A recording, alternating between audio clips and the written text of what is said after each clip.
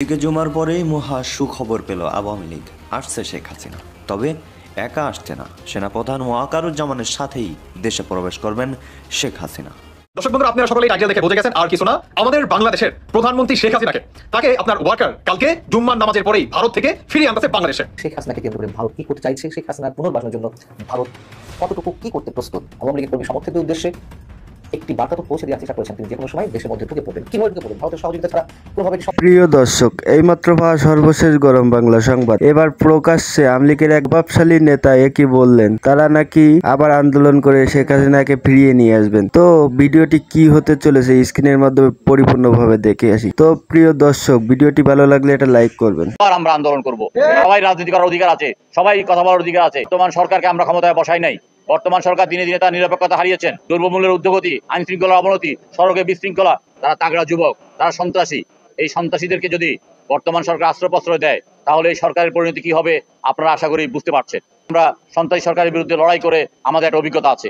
আমাদের যারা রাজপথের সৈনিক, আমরা যারা যুগপৎ আন্দোলন করেছি, তাদের উপরে হামলার আমরা কোনোভাবেই মেনে নিতে রাজি নই, আমরা প্রস্তুত নই। প্রয়োজনে আবার আমরা আন্দোলন করব।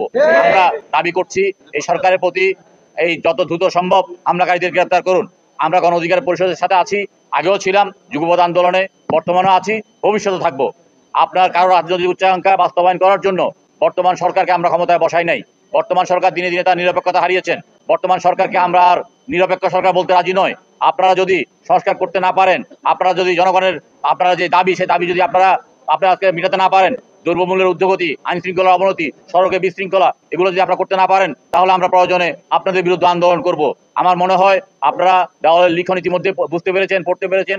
সন্ত্রাসী পৃষ্ঠপোষকতায় আপনারা কিংস পার্টি গঠন করে আপনারা একটা দেশে বিশৃঙ্খলা করবেন। আমরা যুগপৎ আন্দোলনের শরীরে আমরা এটা চাই না, আমরা এটা হতে দেবো না। সবাই রাজনীতি করার অধিকার আছে, সবাই কথা বলার অধিকার আছে, কিন্তু আপনার সরকারি পৃষ্ঠপোষকতায় কারো উপর হামলা মামলা করুক, এটা আমরা চাই না। সরকারি পৃষ্ঠপোষকতায় কারো উপর নির্যাতন করুক, জুলুম করুক, এটা আমরা চাই না। আমরা যুগপৎ আন্দোলনের সঙ্গীরা আমরা প্রয়োজনে আবার মাঠে নামতে রাজি আছি।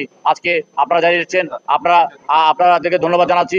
আবারও বলছি যে দোষীদেরকে আপনারা অবিলম্বে গ্রেপ্তার করুন এবং যে ম্যাজিস্ট্রেট আপনার জামিন অযোগ্য ধারায় জামিন দিয়েছে, তাকে আগে অপরাধী সাব্যস্ত করে বিচার আয়ত্তে আনুন। অন্যথায় গণ অধিকার পরিষদ যেটা ঘোষণা করেছেন, সেই নির্মম আদালত ঘেরাও করা হবে। সেখানে আমরা যুগপথের সঙ্গীরা আমরা সে আন্দোলনের সাথে একাত্মতা ঘোষণা করছি।